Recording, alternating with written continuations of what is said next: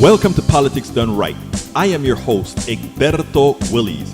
This is a progressive program that will take the mystery out of politics.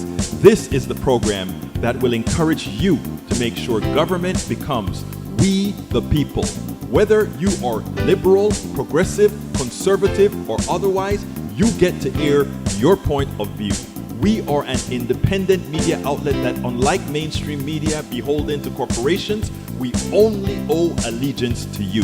Remember, you can also send me a tweet at EGBERTOWILLIES. That is at Egberto Willies. Let us engage. It is Politics Done Right.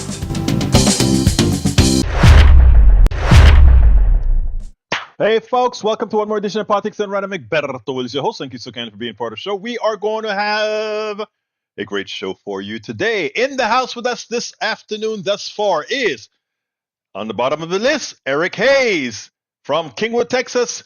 Melanie Keelan from Barcelona, Spain. Bruce Pollard from Kingwood, Texas.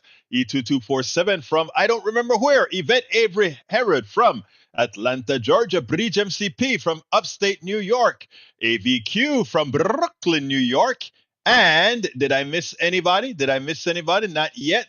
But folks, welcome to Politics Done Right. Welcome to Politics Done Right. If you are on YouTube, please start by giving us that thumbs up. Let's go with that thumbs up early and checking in a little bit after the initial crowd. We've got the brother, Paul Fleming Sr. How are you doing, Paul? Great to have you here. Great to have everybody here. We are going to have a great show for you today. Anyhow, folks, how have you been? Another day, another two mass shootings. We just had one in Las Vegas. We had one in Texas throughout Bexar County. Bexar is spelled Bexar. And I think it probably ended up in Travis County in Austin area. But it's an interesting spelling. Bexar County is really spelled Bexar County. Bexar. Bexar. Anyway, folks, how are you doing this afternoon? If you're just getting onto YouTube, please give us that thumbs up. If you're just getting onto Facebook, please give us that like. If you're onto Twitch, do whatever you need to do. But let's get busy. E2247 is in the house as well. All right, let's see what our peeps are saying here. Not a lot of words to start with today. I'm surprised nobody has a prose for me to say yet. But Bruce Pollard said, let's ride out of here to a place of peace and tranquility. How about a 1 minute focus on now? 1 minute focus on now. We're focusing on now. How do we make life better for all? Yes, let's focus. Anyhow, welcome aboard, Brother Bruce. Eric says, should this be condemned? Houston rapper Slim Thug recently shared a controversial remark on Instagram that doesn't like Jewish people own black music. Okay?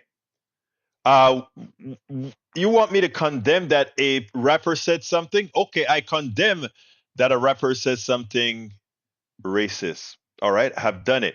Not only did I do it, I meant it. Okay? Now, please tell me now what did I just accomplish? I condemn, I condemn it. That's not what I really want to see happen. I want to see people's hearts changed.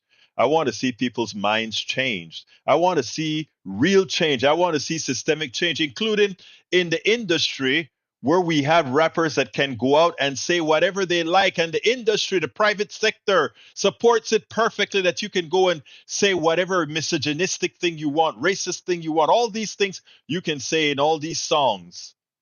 And because it's making a few people $1, it's okay. But we can't teach the truth in schools. So yes, me condemning the music doesn't do a damn thing. But let me tell you what could make a difference. If I start telling folks boycott institutions that harm. I repeat, boycott institutions that harm. Okay? That's what I am talking about. De eso es lo que estoy hablando. All right? Okay, so who else is in the house? Let's see, we got any new people? Melissa Bowie is in the house. How you doing, Melissa? Welcome aboard. Bowie says, Bowie in the house. Watch ya know ya go, Barton. Watch your mouth. I didn't read it right, but I got it right this time. I got it right this time. Okay, let's see what else we get. Let's see what else we get. Let's see what else we get. Michael Rodney says, I think of rappers say controversial stuff just for the negative press. Kanye built his business on that. Yeah, and we allowed them to do that, right? Okay, we also have this that says, Eric also says, the reason why we need choice, school choice, more than 100 of Houston independent school districts, 274 campuses, would receive an F or D rating in 2023 academic school year, according to state appointed Superintendent Mike Miles, who announced his findings citing data from the Texas Education Agency. Yeah, I got it. Those are terrible numbers. But please tell me how having school choice is going to solve the problem. A public school system is designed to have everybody educated. Not and this is how a capitalist system f up people's minds. I want you to see this. I use that word. I didn't say it, but I used it because it it irks me. Earlier on my KPFT show, I spoke about Tyler Perry, but I want to show you guys how capitalism makes you think deficiently. Here is what people are saying. Check this out. I want everybody to listen. Oh, there are a lot of bad schools in these public school systems, right? So what are we going to do with all these bad schools? We're going to give the parents choice.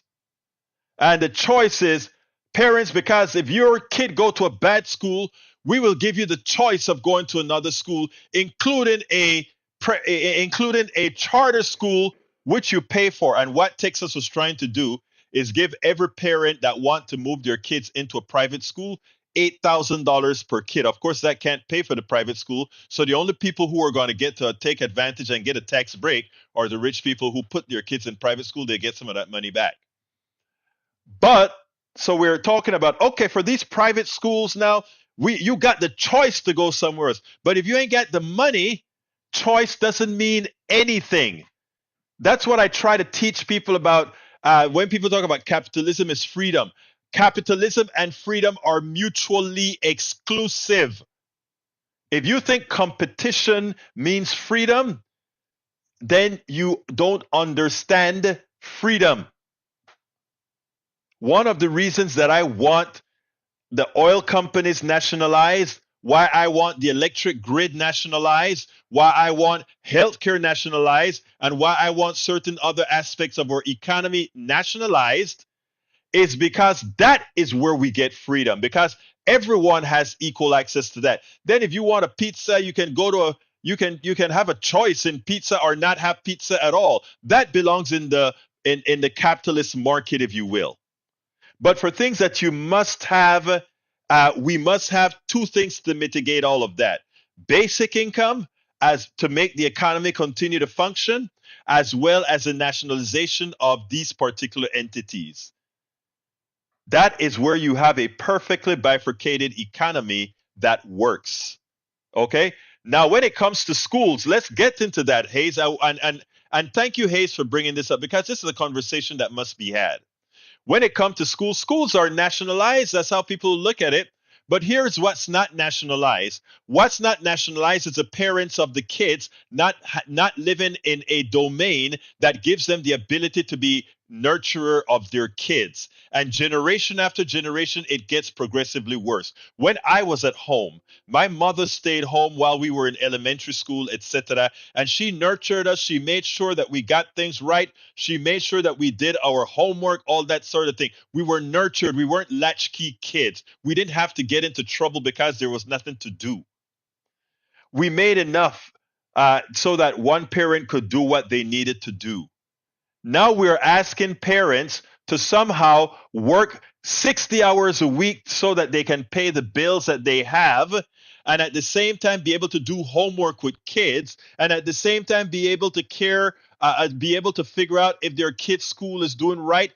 Parents can barely make it to the school PTA meeting or any of these things, right?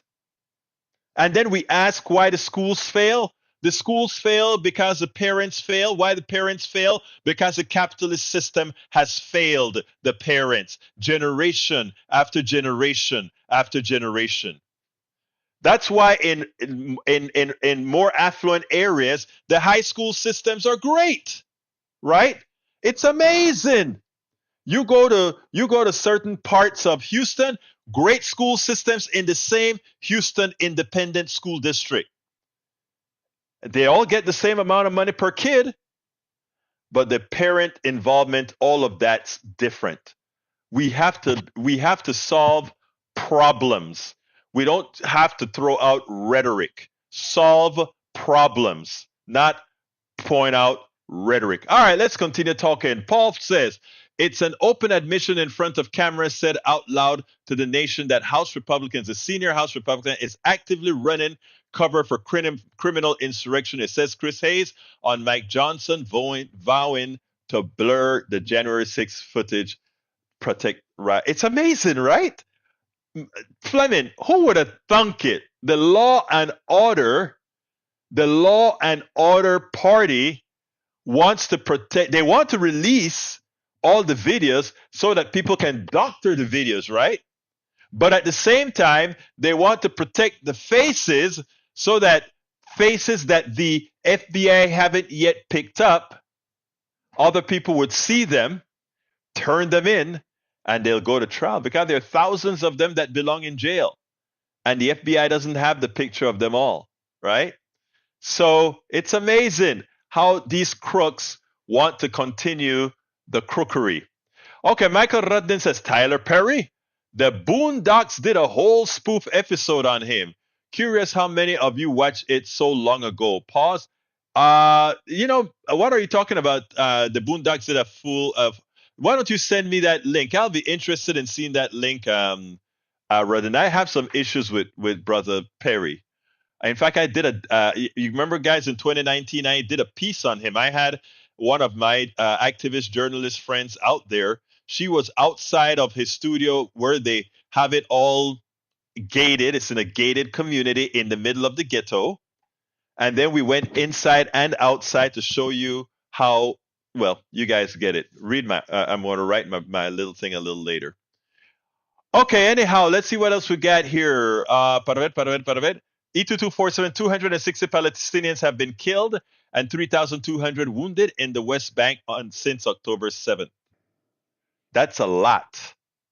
And we're not talking about Gaza. We're talking West Bank. Amazing. Paul Fleming says President Biden on allegations he interacted with his family business associates. I did not, and that's just a bunch of lies. Oh, whether any other Democrat could beat Donald Trump in 2014? Probably 50 of them. I'm not the only one who could beat him, but I will defeat him. Okay? Right now, you wouldn't, though, Brother Biden, because we haven't done the job to really inform people. Okay. A message from Harat says Iran managed to draw the United States into an indirect conflict without paying a price for it. I know, right? Okay, let's see what else we got here. Eric Claiborne, welcome to Politics Done Right. He says Trump 2024, America first. Well, you keep coming to our program, brother Eric. Eric Claiborne, I'm pretty sure you will get educated from our great audience and followers. Okay, just make sure to keep informed with our people. I think you will like them all. Okay, in fact, I'm pretty sure you will like them all. All right, continuing with the program. Let's see what else we got here. Let's see what else. Oh, thank you. I saw the link that you sent me, Michael Rodden. I'll look at it after the program. Thank you so kindly. All right, continuing the program, we have Breach says, you did him the other day, didn't you, Egberto? Or was that another guy? No, that was another guy. Tyler Perry, I just did on KPFT this morning, remember? Didn't I see you? Did you come to the show this morning? I thought I may have seen it in a glance, but I was so into the element and all those calls that came in, All right, Paul Fleming says nearly 1 million unionized workers won double-digit pay hikes in the last year. Deals won by the UAW, UPS, and Teamsters, Kaiser Permanente workers. Hollywood writers and actors, hospitality workers, and so many more unions are the strongest they've been in decades, and it's glorious. Yes, but we better heed the warning coming from Yvette Avery Herod, who said the UPS, while the UPS deal was a good deal, she had to vote it down because it came up short and she wanted to do a little bit more negotiating. I hear you, girl. And you know, if you say it when it comes to unions, for me, that's law enough. All right. Bruce says hot show this morning. Yes, it was, Bruce. Yes, it was. Enjoyed it. I mean, and the calls were amazing. We have great callers. Michael says the Boondocks is one of my favorite series of all times. Egberto, if you have some time free, I'd be a top recommendation to binge watch the whole thing. Okay, brother. If coming from you, that means a lot. Okay, let's go ahead and get started with our first video. The first video is about Trump. You know, you don't, when you have an ad that you have to put out there and says Trump is going to be a dictator, all the other people can say, nah, you just talking crap. You don't know what you're saying. Why don't you get a life? But when you have Trump saying, shut up, Sean Hannity. Don't try to tell me I'm not going to be a a dictator when I come into power. Yes, guys, I'm going to be a dictator when I come into power on day one. Check it out. And then we'll take it on the other side, because I had to say, it's either Trump is the dumbest person on the planet or a marketing genius. And I don't think he's either, right? But I hope the Democrats use this one correctly. Check it out. Whenever progressives are out there talking about Donald Trump, or even the media, stating that if he's elected again, he'll attempt to become a dictator. Now, I want to be frank here. Donald Trump can say that he wants to be a dictator as much as he wants to. But to be a dictator in America, you need help. You need help of all your staff. You need help in Congress. You need help in the Senate. Well, it all depends on how the election goes, whether he will have that help, right?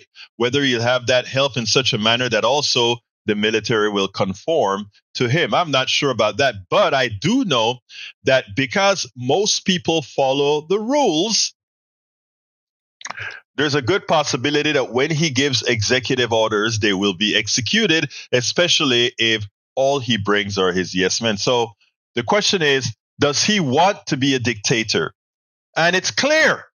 He came right out and said it, even as Sean Hannity made every attempt to clean it up. He said, nah, I'm not listening to you, Sean. No, I'm going to be dictator on day one. Check this out, and then we'll take it on the other side. Former President Trump is also not denying he would rule as a dictator. This is in a Fox News interview with Sean Hannity last night. Let's watch. The media has been focused on this and attacking you. Yeah. Under no circumstances, you are promising America tonight you would never abuse power as retribution against anybody. Except for day one. Except for? He's going crazy. Except for day one. Meaning? I want to close the border and I want to drill. That's not retribution. I'm going to be, he keeps, we love this guy. He says, you're not going to be a dictator, are you? I said, no, other than day one. So we shouldn't call that a news interview. That was basically an ally, a MAGA ally, and sometimes surrogate, Sean Hannity, trying to help Donald Trump out by getting him off of the dictator meme that Liz Cheney had, just said in recent days, as her book has come out, Phil. And Donald Trump wasn't having anything of it. Donald Trump, again, that is what he believes. Look at the autocrats that he revere. The president of China, the president of Turkey, the president of Hungary. He even spoke about at one time Saddam Hussein. I mean, he really likes guys that really control it all. Erdogan, check out the people that he reveres. And once you check that out, you see exactly who he wants to be. You look at the folks that surround him, Kash Patel and all these other guys that really want to show their machismo and running stuff. that is the guys that he plans to bring into the fold. So does Donald Trump want to be a dictator? Well, listen to his words. He says, you're not going to be a dictator, are you? I said, no, other than day one. Yes, Donald Trump does want to be a dictator. We spend a lot of time deconstructing the news, trying to parse it into a form that everybody can understand. We try to find those little nitpicks where it flies above the fray, etc. If you really like these videos that we do, I want to ask a big favor. Please go ahead, number one, subscribe to our channel, and number two, please join if you can. Thank you so kindly for watching. Keep watching. Please remember to share. We must populate the entire internet with our progressive message, a message that we know is what most Americans say that they want. So help us, please join. Absolutely so, folks. Anyhow. So, any questions, folks? Any questions? Does Donald Trump want to be a dictator? I think he said so himself on day one, out of his own mouth. Paul Fleming says, while it's a good thing that Senator Tuberville is finally dropping his blockade on the military promotions, we cannot forget he's still holding up the leaders of Cybercom on the Pacific Air Command. We can't leave those 11 important positions unconfirmed, and I'm working to get it done. And there's another thing that we got to remember. Also, there's no back pay for all those guys that got promoted several months ago. Shame. Bridge MCP says, Trump for one day, can do a lot in one day. Of course. But I mean, he can declare himself dictator on day one and use day one to make himself a permanent dictator, right? Let's be clear here. I wasn't even trying to distinguish that he said on day one, I'll be a dictator, and then day two, I won't be. Well, you've laid the foundation on day one. That's what you've done. All right, Bruce has a Houston Chronicle article that says Houston ISD campus rating. Thank you for that, Bruce. Michael Rudin says Trump can't help but telegraph his moves. Trump always says the quiet part out a lot. But what is scary is you listen to those people when he says he wants to be he will be a that he wants to be. When he says he will be a dictator, the funny part about it is how these people reacted. It was like, yay, we got our own dictator. Wow. I would have never thought I would live to see the day that I come to the United States, become a United States citizen, and have the citizens of the United States actually rejoice on saying, yes, this guy that comes in and says he wants to be a dictator, he will be. We accept it and we say, claro que sí, quiero que tú seas dictador. Claro, eso es lo que quiero. It's crazy. Sometimes I sit back and wonder, am I in the country that I immigrated to? Am I in that country? I don't know. All right, Bruce, is that the show with the black log man that I think Ashley was trying to tell me about? The first black guy in the sheriff back in the 1800s something, I believe. Let me know if that's what you're talking about. Paul Fleming says the NFL encouraged players to take a knee before every single game out of respect to Israel and show their support, while having blackballed and ruined Colin Kaepernick career back in 2016 for taking a knee in order to short solidarity with African Americans and bring awareness to police brutality in the USA. It's just wild and disgusting to me. So it's disrespectful to stand against police brutality, but hey, no supporting genocide is where it's all at, huh? I am glad you pointed that out. I hadn't heard about that, Paul Fleming. My people have all this stuff to teach me, to tell me, of course. All right, let's see what else we got here. Scrolling down. Oh, well, folks, Limerick time. Tom Sornick with the first limerick of the afternoon goes as follows. Oath and Honor is the title of Liz Cheney's book about a would-be dictator, a conman, and a crook. Not a work of fiction, but a grim prediction. Knew about a frightful future we can't afford to overlook. Oh my God, another good one, Tom Zarnick. I mean, you just popped them out like like a chicken pops out eggs. One a day, two a day? I don't know. All right. Alistair Waters he says on one day, what's to stop him from extending it? Thank you. Eric Hayes says, let's be clear, Waters down your message. Huh? Don't know what that means, but Bridge MCP, let's see what else we got here from more people. Liz Cheney snapped at Jim Jordan during January 6th riot for promoting it. Yeah, I saw that months ago. All right, Bass Reeves. Let's see what else we have. Alistair says Houston City Council holds the water props to review. And Houston City Council, let's see what else we've got. Colin Kaepernick is rich. So what? All right, and then Alistair Waters says stalling what mayor wants to help the city. Okay. All right, let's we got another video. And this one is, and I think I'm going to do the video before I do the oil story or even talk about Tyler Perry. So let's go ahead and do the video on Ryan Grimm embarrassing Ted Cruz. I think you guys are going to love this one. I'm trying to set up an interview with Ryan Grimm right now. I just sent him a text a few hours ago, and I haven't gotten a response yet, but I'm going to try to get him on an interview. But check this out, and then we'll take it on the other side. You know what's very important? What's important is that we have real journalists that are not skewed or colored by others, by super PACs, that are not colored by those people who they think they owe something to, etc. It was great. It was wonderful watching Ryan Grimm, the Intercept DC bureau chief, and how he handled one of America's largest blowhards, Ted Cruz. You know, of course, the big issue right now is Israel, Hamas, the genocide that's occurring in Gaza right now, etc. And it was interesting because Ted Cruz is trying to come out and attack the squad, attack those people who are trying to simply look for the humanity in this whole war, trying to ask Israel, ceasefire.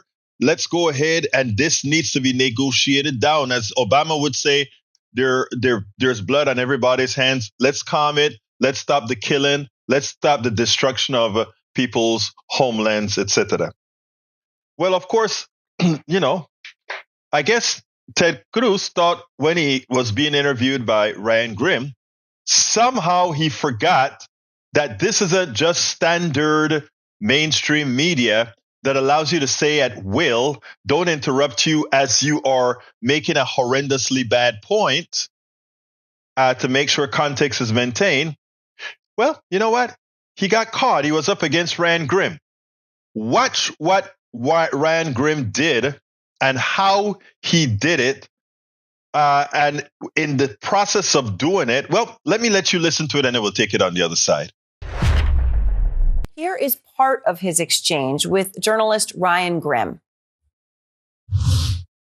Members of the squad have tweeted out from the river to the sea. But the answer, I'd allow him to say it, but I wouldn't sit there quietly. I'd point out that you are calling for, once again, the extermination of millions of Jews. As I'm sure you know, though, in Likud's platform, it says, from the river to the sea, there will only be Israeli sovereignty. Are they suggesting genocide of all Palestinians? Of course not. Exactly. So if they're not, why is the other suggesting genocide? Because that's what Hamas supports. We've had Defense Minister Gallant. We will eliminate everything. An IDF spokesperson. Our focus is on damage, not on precision. Another former Knesset member. There is one and only solution, which is to completely destroy Gaza before invading it. I mean destruction, like what happened in Dresden and Hiroshima without nuclear weapons. Would you join us in condemning that as well? So I condemn nothing that the Israeli government is doing. I stand with the people of Israel. Ryan Grim is now out front. He's the Washington bureau chief for The Intercept. He's also the author of The Squad, AOC and the Hope of a Political Revolution, a new book which is out today. And Ryan, I want to ask you about something crucial that you say in there. But first, that interview with Senator Cruz. And I hope people will watch the whole thing. It's a really fascinating exchange. At the end, you heard his unequivocal support there, right? That he refused to condemn any actions of Israel or the rhetoric that you quoted. Talk to me about that moment. What did that say to you when you were sitting there having that exchange with him? I thought at least he would condemn some of the things that the Israeli government had already condemned.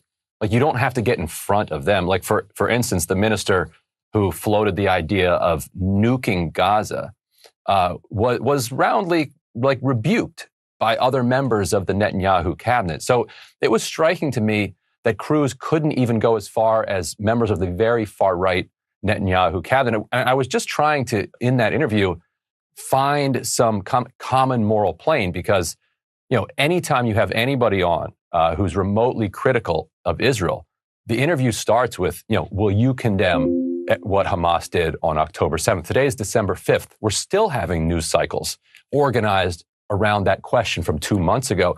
So then it follows that, well, let's also get on the same moral level and condemn the kind of collective punishment of Palestinians as well. And then we can talk about a way forward. But he wouldn't go there. And that was kind of, once he didn't, you're like, okay, well, if you condemn nothing, then there's nothing I can tell you that's going to move you. Now, here's what's important. Notice when Rand Grimm said, hey, remember that the Likud party's platform says from the river to the sea, all of Israel. And then he pointedly asked the question to Ted Cruz, does that mean that that's what the Likud party want to do, genocide on the Palestinians? Oh, no, that's not what they want to do because, Ted Cruz knew that same statement is found inside of the Likud's platform. But that's not where Ryan Grimm ended it. He did a very smart thing. He then started to itemize genocidal behaviors that right-wing Israeli politicians said they were for or wanted to do. Nuking Gaza, not worrying about civilian casualties, just blowing everything up. And statement after statement, we've gone through many of those here at Politics Done Right. So what Ryan Grimm showed Ted Cruz was these are all the things that the right-wing Israelis has said they do. How isn't that genocide? Isn't that something that you must condemn, given that you want to condemn any progressive or one of the squads who make that statement about, about river to the sea or whatsoever? And Ted Cruz, without thinking twice, he had a slight pause. And what was his answer? I support absolutely everything Israel does. End of discussion. You made your point at that point. You understand where he stood. He didn't stand with humanity. He didn't stand with decency. He didn't stand with morality. He stood with whatever Netanyahu does, it's okay with me. No matter what he does. That should send shivers through the rest of the world. That should send shivers through the rest of the world. Absolutely so. Anyway, folks, what are your thoughts? Anybody want to give me a call? 281-823-7747. Love to hear your voice. 281-823-7747. So please give me a call if you want to talk about this. I want to get more calls like I get in the mornings. I don't have the ability to control many of them at the same time yet, or rather, I don't really know how to do it yet. And I haven't had the time to sit down and figure out how to do it yet. But call one at a time if you want to say your piece on air. Well, going back to the chat. Easy to embarrass Cruz. He's an idiot is what Bridge MCP says. Yep. But let me tell you, it is amazingly crazy. It's amazingly crazy. Let me answer my friend here, good director here. There we go. Anyway, let's see. Colin is no victim, according to Eric Hayes. I don't think Colin is not. He doesn't consider himself a victim, but he was in fact aggrieved. Okay, let's get that straight. All right, the squad is new blood, which we need. Yeah, and I'm going to be at 4:30 this afternoon. I'm going to be on WBAI in New York, I believe. Is it WBAI in New York? Yeah, I'll be on the WBAI in New York with on one of the programs there to talk about the article that I wrote on just that. I'm glad that you mentioned that, Bridge. Let me pull that up real quick, because I got a call and he said, Egberto, I need you to be on my show today. I'm like, okay. He said, you sent out an article today titled AIPAC's Anti-Democratic Attack on Jamal Bowman and the Squad for a Humane Ceasefire Advocacy is Shameful. So he's from New York, and I'll be on the radio station there in New York in about, less than an hour. I'll be on there. And the interesting thing about it is, I don't know if I'm going to be, I don't know what position they're going to take, whether they like the article or don't like the article. Whatever the case is, I'm prepared. But if you guys want to see which article I'm talking about, it is this article on the screen. Please take a look at it, read that article, share that article. The title of the article is, and I'm putting it in the chat right now.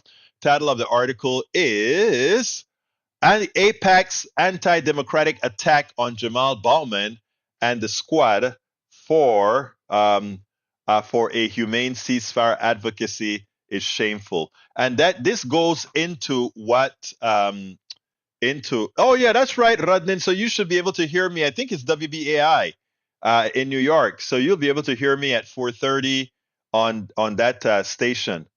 Okay, let's see. I don't know what the call numbers are, but you know what it is, evidently. All right, let's see what else we got here. What else we got here?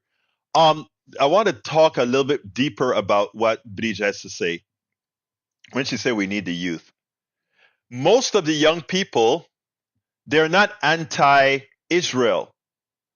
They are pro wanting a humane solution. They want to make sure it's going to be at 5:30 your time, Michael Rudden. 5:30 your time, I should be on air out there. So I think it's 5:30. Well, they told me they're going to send me the link at 5:30, so I'm pretty sure it's going to be soon after that. Now it turns out that AIPAC, I don't remember what it stands for. Let me look that up for you guys because I like to be complete. AIPAC stands for the American Israeli Public Affairs Committee. They're a lobbying group for Israel, okay, and they're very, very strong. Most of the politicians fear them. So if they tell a politician to jump, the politician says how high. Now, the truth of the matter is, why can they do that? Because they have a lot of money to spend on trying to primary these folks. We have to put a stop to that. They've tried it before and we've won. The squad have tried to overtake the squad many a times before, and the squad normally wins. This time it's going to be difficult. They're going to be throwing $100 million to get rid of AOC, Ilhan Omar, Jamal Bowman, Rashida Tlaib, as well as Ayanna Pressley, Summer Lee from Pennsylvania, which is Summer Lee is a wonderful congresswoman that just came out, and Bush, Cori Bush. Those are the people that currently make up the squad. They're trying to primary all of them, and they're doing it in a very interesting way. When they came out and said they were going to primary, that they were going to kick out all these squads, all the people that they went against were people of color. Interestingly, the people the stooges that they got to run at these people against these people Well, the one that's going against Bauman, if I'm not if I remember correctly, is a black guy, and the one against Cory Bush, I think it's also a black guy.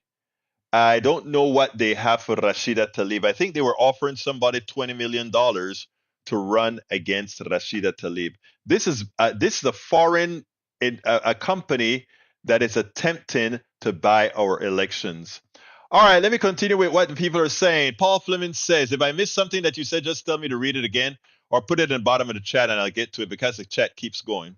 Paul Fleming says the U.S. says it would object to a buffer zone inside the Gaza Strip, something Reuters has reported Israel wants to establish, as it would violate Washington's position that the size of the Palestinian enclave must not be reduced after the current conflict. If they want a buffer, they can get a buffer. Just put the buffer in Israel. That's all. Let's see what else we got here. Egberto, no, I checked my radio. That station has no reception here. What's the Pacifica station in New York? I thought it was WBAI, or is WBAI the one in DC? I'll be on the one in New York. It's probably not WBAI. I'll tell you what it is shortly. Pacifica station. Look, I'm on the board. I control all 5 stations, or one of the people on all 5 stations, and I can't remember which station is where. Okay, let's see. I think it is. Yeah, New York is WBA 99.5. You should be able to get that station. The top. We actually have our antennas, I believe, on the Empire State Building. It cost us an arm and a leg to put it there. Well, the station, not me, the station, right? All right, let's see what else we got here. Mike Cisak says, why is Hamas and other groups continuing to violate the ceasefire? Okay, you can make believe that that's what's occurring. First of all, Hamas is not a state, but I won't go there with you. Melissa Bowie says, Eric, like they did for the crayons. Yeah, sure. Don't mess with Miss Bowie. She'll get you. Vrit says, how do you think it would be if some helicopter just flew into the United States and took people? Insane. Won't happen. That's what they did in Panama, though. You see, we think we can do things like that, but we can't. Nobody can do that here. Nobody can do that here. All right. Let's continue. Let's continue. Let's see. Mike Cisak says, I won't read that one. All right. Michael Ronan says, Free Speech Radio 99.5, radio in New York City, progressive and independent arts radio. Egberto, my little alarm radio has no reception for that station. I find that strange, my brother. I find that strange. But you know what, Rudnin? You can actually go to the WAI website because we also stream it. So not to worry about it. We also stream it. So you can go to, I think it's WBAI.org.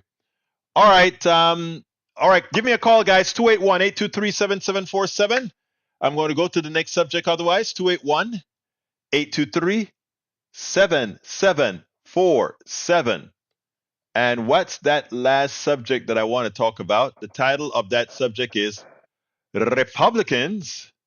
I'll look to see if I can find it a live stream, Rodden. I'm pretty sure we have one for every station.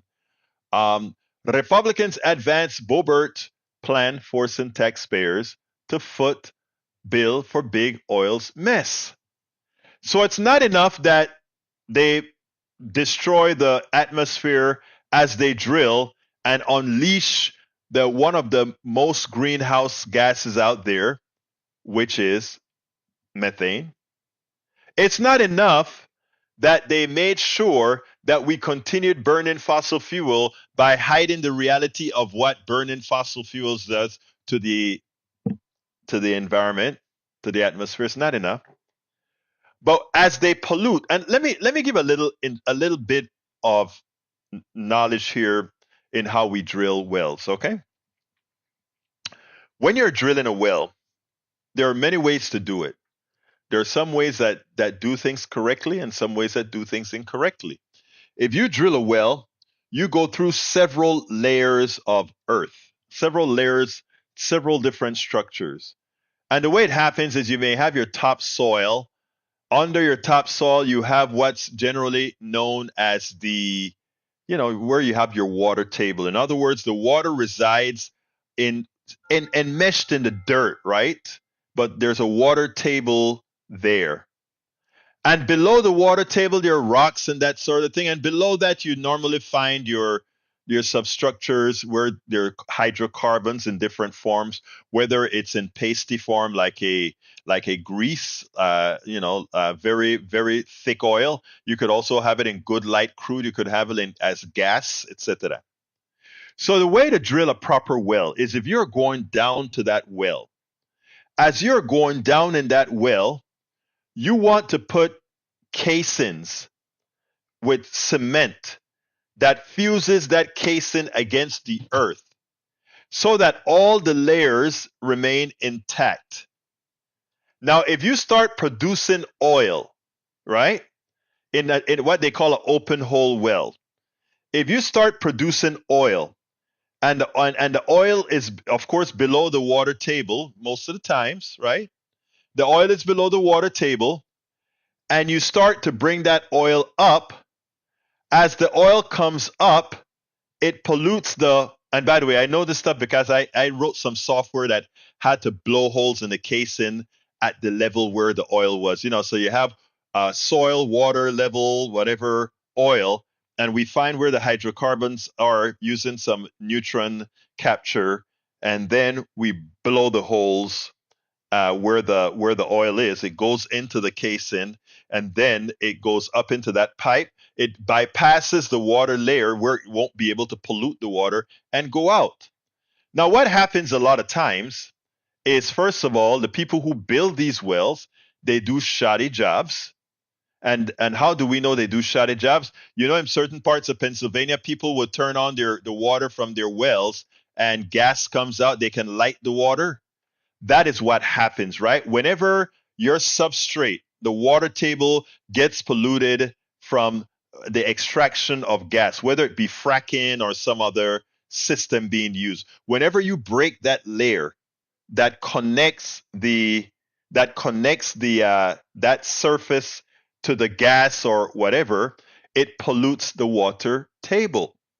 It happened in Pennsylvania. It happens all over because of lousy people just wanting to get the oil out of there, get the gas out of there, and when that well is done, they're out of there. When they're out of there, they leave a mess. The owner of the land, many times it's private land. The owner of the land is left to do all the left with the mess. There were a couple of movies made on this. I spoke to an oil executive one time, and he said, Egberto, we really want those guys out of business. The little wildcatters, they want them out of business. The big companies say they want them out of business because they give us a bad name. They give Exxon and Texaco and Shell and Conoco, BP a bad name because they do shoddy work. Of course, those companies, I don't know how much better their work is. So now, all those wildcatters and probably these other oil companies, they've left a mess all over the country. Whenever you are flying over the West, look down, and many times in the desert, it's probably in Pennsylvania and other places, but it is very visible from the sky. You see things that look like roads going to a central point. It looks like spider webs. All of those are wells. They are wells that have been drilled. Many of those wells are leaking. Many of those wells have polluted the groundwater based on how they do things. Now, here's what Boebert wants. Republicans advance Boebert's plan forcing taxpayers to foot the bill for big oil's mess. The oil and gas industry could stick taxpayers with a massive bill between $2.9 billion and $17.7 billion, warns Public Citizens' Alan Zeibel. Fossil fuel industry funded Republicans on U.S. House Natural Resources Committee voted Wednesday to advance Representative Lauren Boebert's bill that would saddle taxpayers with the massive cost of cleaning up oil and gas wells on federal lands. Sorry, private landowners, if they left you with a mess, you're on your own. You'll have to sue them yourself. But if you're on private land, we, the taxpayer, are going to pay for it all. You know what I think? If the taxpayers have to pay for it on federal lands and they give them a break, you should sue the United States government and say, hey, you guys got to clean it up on my land too. Same company. Anyway, the Colorado corporations awarded a lease to drill on federal land must post a bond. If the leasing corporations abandon an exploration site, goes bankrupt, or fails to plug a well securely, the posted bond covers the cost of doing so. Public citizens explained this week in a statement opposing the proposal. The Republican Restoring America Energy Dominance Act would block a proposed rule from the Bureau of Land Management revising federal regulations to update the fees, rents, royalties, and bonding requirements related to oil and gas leasing, development, and production in line with the Inflation Reduction Act signed by President Biden. Based on BLM review, the cost to plug orphan wells, the rule strongly opposed by polluting oil and gas companies, would raise the minimum lease bond amount to $150,000 and the minimum state bond to $500,000. It would also end the use of nationwide bonds. Without these crucial protections, the oil and gas industry could stick taxpayers with a massive bill of between $2.9 billion and $17.7 billion, warned a report published Tuesday in anticipation of the House committee vote. We already allow far too much climate-destroying fossil fuel drilling on public lands in western states, Zabel added in the statement Wednesday. The least we can do is ensure taxpayers don't get stuck subsidizing the fossil fuel industry one more time, even as fossil fuel production soars to record levels. And for those who talk about Biden is messing with drilling, progressives should be the ones fighting Biden, because there has never been more gas and oil produced in America than now. We're producing more than Russia. We're producing more than Saudi Arabia. Okay? So let's continue. We already allow far too much climate-destroying fossil fuel drilling on public lands in western states. Even as fossil fuel production soars to record levels, he said Republicans are doing the bidding of fossil fuel lobbyists by trying to block modest, sensible efforts to reduce blatant, long-standing giveaways in the system. You know, when they talk about giveaways in the system, right? These guys go on public land to drill for oil. They take all the profits out of the oil and they pay a small lease. And above and beyond that lease, what's so sad is they also get something called a depletion allowance. And I think they're still given that. In other words, as we are emptying the oil reservoirs in the ground, we can actually depreciate that. Depreciate that. Okay? Depreciate that. Folks, it's sad. All right. Thanks to the panel party line vote, H.R. 6009 now moves to the House floor. It faces far better odds of passing the GOP-controlled lower chamber than the divided Senate. But even the bill got through Congress, Biden could veto it, and he probably wouldn't. While Biden, who is seeking re-election next year, campaigned on being a climate president, he has come under fire from campaigners and frontline communities for continuing fossil fuel leases on public lands and waters, green-lighting the Willow Oil Project and Mountain Valley Pipeline, and blowing off COP28, the ongoing United Nations climate summit taking place in Dubai. So, folks, that's where we're at. That is where we're at. What did I miss? Did I miss anything from anybody here that I need to read? Case anyone's wondering why, here we go again. Human Rights 2009, Rain and Fire, Israel's unlawful use of white phosphorus in Gaza. That was in 2009. They did it in 2013, and they do it again now. I think there are good reports on that. Paul Fleming says, let Trump become a dictator. Comment last night serve as a reminder that the 2024 election is not simple Democrats versus Republicans or left versus right. We've been pulled into a struggle between democracy and fascism, between freedom and strongman tyranny. You're absolutely right, my dear brother. What else have we got here that I need to read? Let's see. I'm scrolling down, guys, because we're coming near the end of the show. Let's see. FBI Director Christopher Wray said Tuesday he has never seen a time during his decades-long career when so many threats against the U.S. were all elevated as they are now, warning senators he sees blinking lights everywhere Ray also said that the Bureau is working around the clock to identify, disrupt potential attacks by individuals inspired by Hamas attacks on October 7th. Like I said, the blowback is coming. I hope I am not on that blowback plane. I hope I'm not on that blowback train. I hope I'm not on that blowback cruise ship. I hope I'm not on that blowback water supply. I'm telling you, people, when there's asymmetric warfare, warfare is asymmetric. And what that means is if I don't get you on the battlefield, I'm going to get you elsewhere. The best thing we can all do is try to come to a consensus and come to agreements, ceasefire. That's the only thing that's going to stop blowback. Melissa Bowie says, guys, no one watching can't say you can't do something about this. Get the number. Thank your community. I love you. Let's see. What is that about, Melissa? Guys, no one watching can't say you can't do something about this. Get the number. What are we talking about, Melissa? Kind of score me up on what we're talking about. Score me up on what we're talking about, Melissa. I'm not sure what we're talking about. Let's see if I can screw that. All right. All right. Bruce says they couldn't use white phosphorus if we didn't make it. There you go. That's correct. Bree says, Egberto Willis post when you are on the radio, not sure of the time. It's at 4:30. I will do it as soon as I get the actual information about the radio in New York. Okay, I promise to do that. Let's see. All right, he just sent me the run of the show with the Zoom link. Okay.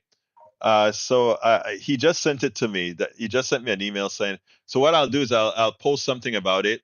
I'll put it on Twitter and my Facebook link. The show that I'm doing in New York, and I'll try to tape it as well, my friends. Anyway, we're coming end of the show. 1 minute left to go. I want to ask everybody to support the show. How do you support the show? Please go to politicsdoneright.com/support. politicsdoneright.com/support. How do you get there? I'm putting the link in the feed, but you can also, if you're just listening, politicsdoneright.com/support. That gives you all the different ways in which you can support our program. Alternatively, I ask you, or I ask all of you that can, subscribe to our newsletter, politicsdoneright.com/newsletter.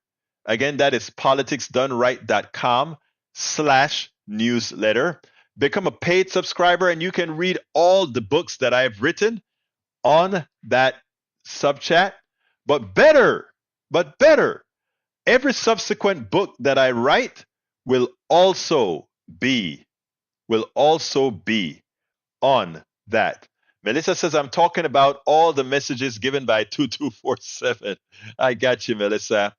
All right, folks, I got to get out of here. I got to go prepare for that other, show that I'm going to be on in a few minutes. So I want to first thank you all for being here. Thank you all for listening. Thank you all for watching. Please do remember to share.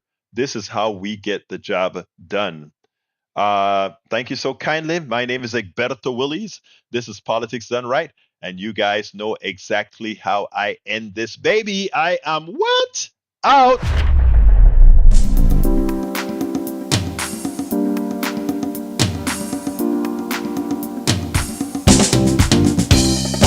Welcome to Politics Done Right. I am your host, Egberto Willis. This is a progressive program that will take the mystery out of politics. This is the program that will encourage you to make sure government becomes we the people. Whether you are liberal, progressive, conservative, or otherwise, you get to air your point of view.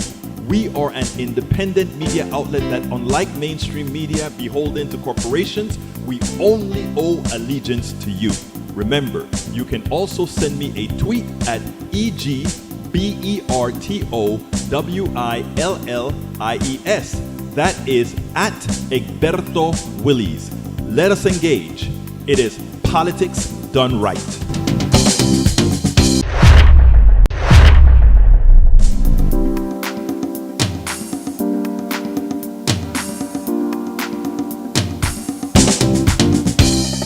Welcome to Politics Done Right. I am your host, Egberto Willis. This is a progressive program that will take the mystery out of politics. This is the program that will encourage you to make sure government becomes we the people.